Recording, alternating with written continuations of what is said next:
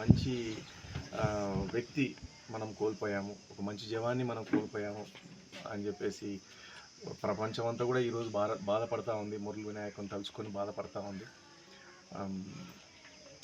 అలాంటి వాళ్ళు నిజంగా అసలు దేశ బార్డర్లో అంటే మిలిటరీలో చేరాలని, దేశ బార్డర్లోకి వెళ్ళి నా భారతదేశాన్ని కాపాడుకోవాలి, ప్రతి ఒక్కరూ నా తల్లిదండ్రులే అనే ఒక మంచి సద్భావనతో, మంచి ఆలోచనతో ఆయన పోవడం అనేది, అట్లా ఎంతోమంది వస్తున్నారు.